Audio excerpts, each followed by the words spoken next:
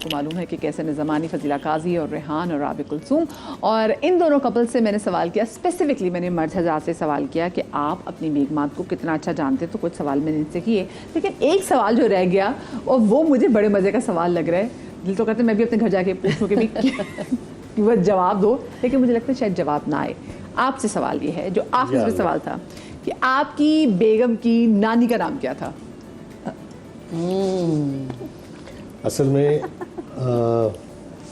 मेरी बेगम की नानी का नाम क्या? अरे नानू का नाम बड़ी मुश्किल से याद आया मुझे, वो तो याद कर लिया मैंने। अब उनकी वालदा का नाम मुझे नहीं मालूम। कैसे घर में ना सबको रिश्तों से बुलाते हैं, जैसे मेरी अम्मी को मेरे बच्चे नानू कहते हैं तो कैसे भी नानू कहते हैं। अब नाम उनको कहाँ से याद आया? यानी कि आपकी अम्मा का नाम याद है तो आपकी नानी का नाम कैसे याद हो गया? देखें जरा, हालांकि मेरी नानी का अम्मी का तो नाम याद मेरी नानी का बहुत खूबसूरत नाम था, उनका नाम था हूर बानो। हूर बानो, क्या बात है। मुझे हूर बानो की नवाज़ी इतनी प्यारी होगी ना। नहीं माशाल्लाह, कुछ मेरा रिफ्लेक्शन भी हो सकता है, हाँ, ये भी लेकिन I am proud of her. बस मैं कह रही हूँ ना, मेरी जिंदगी में इनके इतने एहसानात हैं, अगर ये ना होते तो शायद पता नहीं मैं होती। ये क्रेडिट भी उन्होंने ले लिया। ये सब कुछ इन्हीं की वजह से है बस। देखिए आपकी शख्सियत को मुकम्मल करना भी तो मेरा फर्ज था ना, मैं कैसे इससे पीछे रह सकता नहीं, मेरी शख्सियत तो आपसे शुरू होकर आपकी खत्म हो गई। हूँ। ये तो बहुत मोहब्बत मैं है। बहुत एहसानमंद हूँ। बताएं जी, क्या नाम है इनकी आपका नानी सवाल पे जो इसका रिएक्शन है ना, मुझे लगता है इसको भी नाम नहीं पता, तो मैं तो दूर की बात हूँ। मैंने इसकी नानी की आई थिंक तस्वीर, एक फ्रेम देखा है 2 बार। अम्मी के घर वो भी। हाँ, उनके किसी घर में हम जा चुके, वहाँ पे एक फ्रेम लगा था, मैंने पूछा था ये कौन है, तो उन्होंने बताया कि इसकी नानी है। और तो नाम तो कब सुना ही, तो उस वक्त भी नाम डिस्कस नहीं हुआ, आज भी डिस्कस नहीं। इससे पूछे, इसको भी नहीं पता होगा कुछ नाम। मुझे पता, मरियम नाम था। मरियम नाम था। चलें ठीक है। न्यू इन्फॉर्मेशन अंदाजा है क्योंकि फैजान से इंटरेक्ट कर रहा था, तो इनका ताल्लुक अफगानिस्तान से भी है ना। जी जी जी, बिल्कुल बिल्कुल, पर्शियन स्पीकिंग। यस जी, तो वो नाम थोड़े से मुश्किल होंगे, लेकिन आपने बता दिया कि नाम आसान ये मुझे भी आज पहली दफा पता है। चलिए याद रहेगा कि उनका नाम हूर बानो था और उनका नाम मरियम था। अच्छा, माशाल्लाह से आपके 2 बेटे हैं, आपका माशाल्लाह से 1 बेटा है। जब आपके बेटे बड़े हो रहे थे तो आपने उनकी तरबियत करते हुए डूज एंड डोंट्स क्या बनाए थे? मेरे बच्चों से दोस्ती ज़रूर थी, लेकिन एक फासला भी था, एक रोब था, वो रखा था कि भाई ये लिमिट है।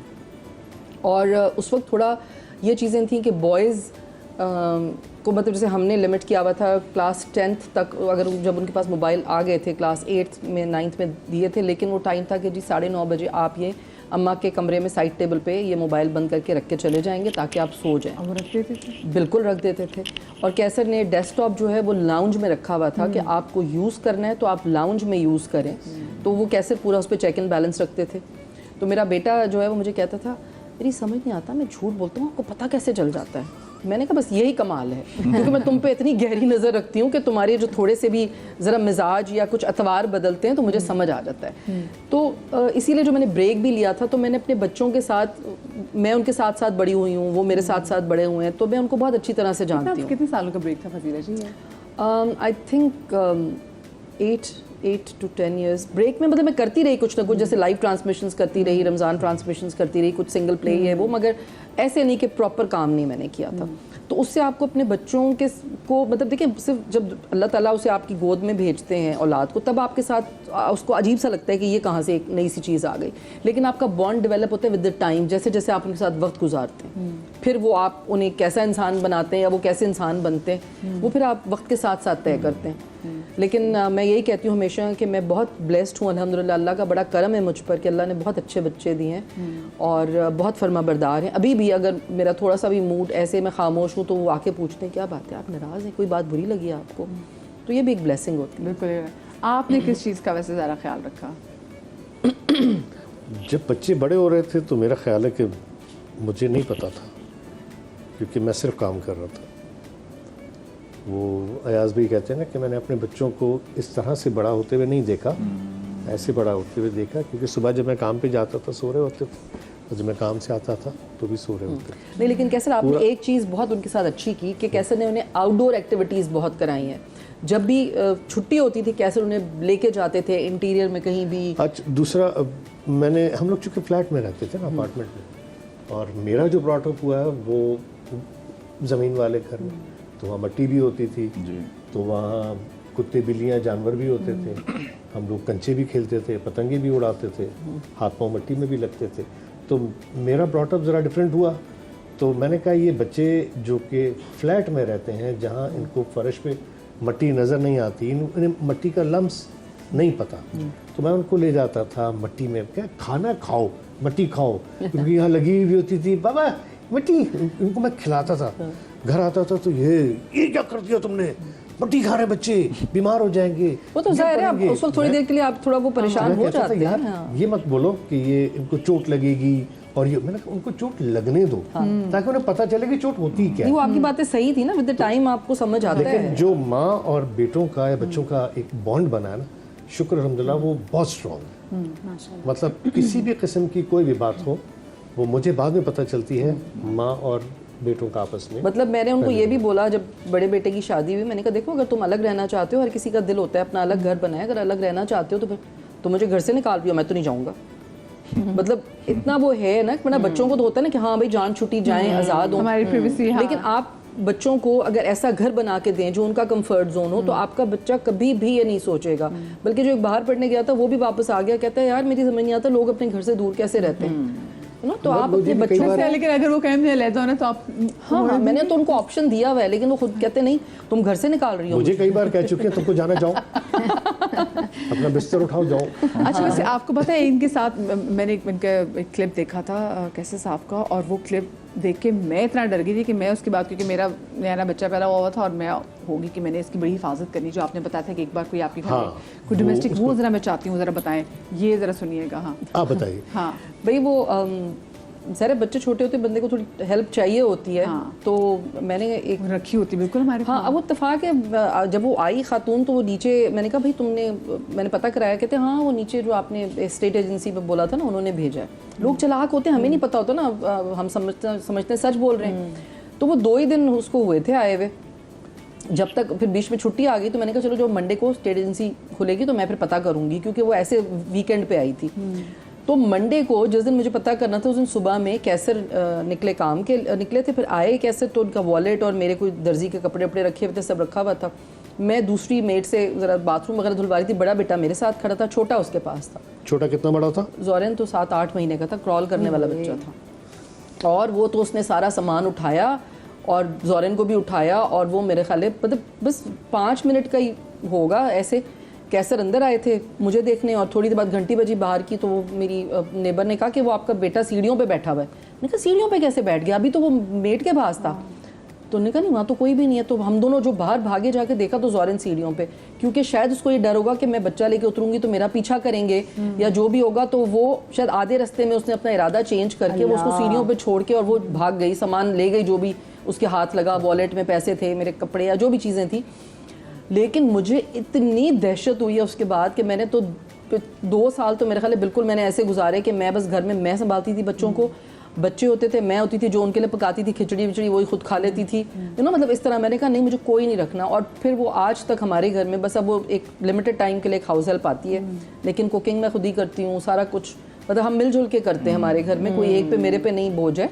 मेरा बेटा छोटा वाला बड़ा अच्छा खाना बनाता है, वो भी बाहर रह के उसने खाना बनाना सीख लिया है। अरे पाए बनाए उस दिन। हाँ, और बड़ा वाला जो है, क्या बात है, छोटे बेटे ने। हाँ। और वो क्योंकि वो वहाँ रहता था ना, जब बाहर तो आप सीख ही जाते हैं ना, आपको अपना खाना चाहिए होता है। और जो बड़ा वाला बेटा है वो भी अपना गुजारा कर लेता है, मतलब जब उसको कुछ चाहिए होता है तो नहीं कैसे भी अच्छा पका लेते हैं थोड़ा बहुत, खुदा थोड़ा बहुत। आलू की सब्जी जो इनकी फेवरेट है, और ऑमलेट बहुत अच्छा बना लेते हैं। ठीक है ना। हाँ तो अच्छी बात है, क्या हो गया ये पकाना मतलब ये क्या बात है, ये क्या है? लेकिन गुजारा तो कर लेते हैं, बड़ी अच्छी बात है। अच्छा अब मसला ये कि जो आपका बच्चा जिस जनरेशन में पैदा हुआ, जो उनके बच्चे जनरेशन में पैदा हुआ, उसमें ये सोशल मीडिया और जो फोन बहुत नहीं बड़ा था, शिफ्ट है जी। और वो स्क्रीन टाइम के वो रोले ही नहीं थे, वो एक फोन था। शादी से नहीं, पहले भी मेरे लेकिन पास स्मार्टफोन नहीं है ना, लेकिन ये स्मार्टफोन इस सारे के बाद ये जो वो फोन हमारी गलती है, वो हमारी गलती। हम चाहें तो अभी भी कंट्रोल कर सकते हैं। हम जो अपने बच्चों को जान छुड़ाने के लिए मोबाइल फ़ोन पकड़ा देते हैं ना, कि अच्छा भाई जान छूटेगी, चुप हो जाए, रो रहा है, मैं कहती हूँ थप्पड़ लगाओ एक अगर फ़ोन मांगे तो। मतलब नहीं, ये बात ज़रूरी है। आपका बच्चा रोया और आपने फ़ोन कर दिया, आप उसके रोने से डर गए। मैं तो नहीं डरती अपने बच्चों को, मैंने ये मौका ही नहीं दिया कि वो मुझे डराएं किसी चीज़ से। मतलब ये चीज़ थोड़ा देखें आनी चाहिए आप में। आप अगर हर चीज़ से ब्लैकमेल होंगे तो फिर आप अपना बच्चा नहीं सुधार और ये सकते। आजकल के टिड्डे तो बहुत तेज है, तो बड़ा ब्लैकमेल करते हैं। नहीं तो आपने थप्पड़ लगाए। वो- टिड्डे तेज हैं और वो क्योंकि हमारे हाथों में फोन देख रहे हैं तो वो कहते हैं कि चाहिए, हाँ। तो वो आप किस तरह कंट्रोल करें। हाँ तो नहीं, ये तो आजकल करना हमारी हमें जो चैलेंजेस का सामना है, हमारी जनरेशन को सामना है, वो यही है कि स्क्रीन टाइम किस तरह रिड्यूस करना है मैक्सिमम हद। साहबजादे कितने बड़े हो गए हैं? 3 साल के। 3 साल हाँ, के हो 3 गए साल हैं। के हैं। तो अच्छा उसके लिए, क्योंकि अब ये बड़ी एक अभी छोटे भी हैं जी, भाई जी, साहब, तो जी, भी इस जी। एज में तो कहते हैं ना बादशाह बना के रखना चाहिए। जी। लेकिन आंखें भी खराब होती हैं बच्चों की, देखिए बहुत ज़्यादा नहीं, और जितनी इन्फॉर्मेशन फिंगर टिप्स पे अब अवेलेबल है वो खतरनाक है। हाँ। और इतनी इन्फॉर्मेशन, इतनी स्टिमुलेशन बच्चों के लिए अच्छी नहीं है। तो सबसे सही बड़ा चैलेंज हम लोगों के लिए स्क्रीन टाइम है कि इसको कैसे कम करें। मैं कुछ कहूँ, जी। ये आज से 10 साल पहले मैंने एक इसी तरह इंटरव्यू में कहा था कि ये डेलिबरेटली शायद हमारे साथ किया जा रहा है कि हमारे साथ मोबाइल पैकेजेस इतने सस्ते उन्होंने किए हुए हैं, जी। इंटरनेट पैकेजेस इतने सस्ते किए हुए हैं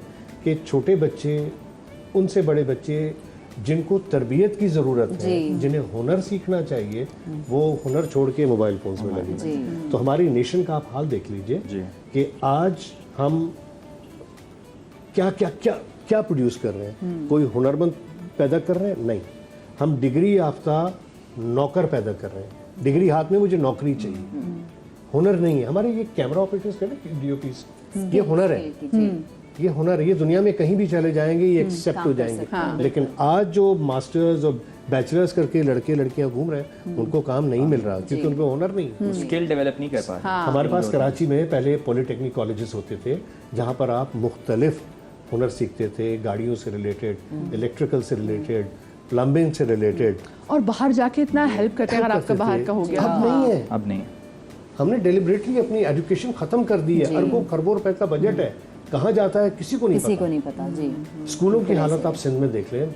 हमारे दोस्तों के पास डॉक्यूमेंट्रीज बनी है, दोस्तों के पास क्या, सबके पास है मोबाइल फोन, जिसके पास अब है गाय वो भैंस अब का तबीला जर्नलिस्ट ज्यादा बना हुआ है। लगते हैं। जी बिल्कुल, आपने बात सही की। मतलब आप स्कूल्स की बात करें, बेसिक्स पानी साफ पीने का जी। जो है वो लोगों को दस्तयाब नहीं। तो खैर अंदरूनी सिंध की नहीं, अब आप सिचुएशन है। एक और चीज़ नोट करें, मेजॉरिटी जो स्कूल्स हैं वो घरों के अंदर बने हैं। प्लेग्राउंड्स नहीं है, हॉकी मतलब ग्राउंड्स होते हैं, क्रिकेट ग्राउंड्स होते हैं, वो है ही नहीं, खेलने की स्कूल जगह नहीं जहाँ buildings बच्चा नहीं है। बाहर जाके एक्टिविटी तभी तो करे। बच्चा आपका फोन पे बैठा हुआ है, वही तो मैं कह रही हूँ। आउटडोर एक्टिविटीज बहुत कम आप हो गई हैं। अब हम देखिए लोगों ये ने जितनी पेरेंट्स की, activities अब ये की, पेरेंट्स हमारे की बच्चे नहीं कर रिस्पॉन्सिबिलिटी है कि वो अपने बच्चों को बाहर लेके जी। जाएं। मैं वही कह रही ना, कैसे ने जो ये किया, या हमने मतलब वीकेंड पे भी अगर आपके पास टाइम है, अपने बच्चों को बाहर लेके जाएं, दिखाएं, किताबें दिखाएं, दुनिया दिखाएं। फजीला नहीं, वो जैसे बात है कि ना कि हमारे पास जैसे अपने बचपन में हम दोपहर में खेल रहे हैं बाहर, मतलब दोपहर में गर्मी है खेल रहे हैं, जो हम भी है, शाम में खेल रहे हैं, हमें डांडी पुरानी को सीट बंद पे जा रहे आना हैं। पड़ता मैं था। अभी हाँ, कि पर्सनली आ दोस्तों जाओ। से मिला, वो हम वाला यही trend डिस्कस नहीं कर है। रहा था कि हमें ब्रेक होती थी, हम ग्राउंड पहुंच जाते थे। हमारे स्कूल के साथ बड़े ग्राउंड से, जो मैंने तो स्कूल स्पेसिफिकली सेलेक्ट ही ऐसे की थी जहाँ ग्राउंड होते थे कि मुझे बहुत शौक था क्रिकेट फुटबॉल सब खेलना। तो ब्रेक होती थी, मैं ग्राउंड पहुंच जाऊँ, गर्मी में क्रिकेट खेल के वापस क्लास में आ रहे तो पसीने पसीने, लेकिन वो एक मजा आता था। वो तो कह रही हूँ, joy मैंने वही अपने था बच्चों को ही ऐसे स्कूल में डाला। जी। मैंने उन्हें हबीब पब्लिक में डाल दिया, उठा के उसका जॉब आउटडोर है। एक्टिविटीज क्योंकि देखिए ना वो उस सेफ्टी थी। अब जो आपका बच्चा जिस एरिया में, तो वहाँ पे सेफ्टी का बड़ा इशू है। फिर स्पेसिफिकली जैसे भी उन्होंने बात भी की अपनी जी, वो हेल्प जी। की जो आई थी, जी। तो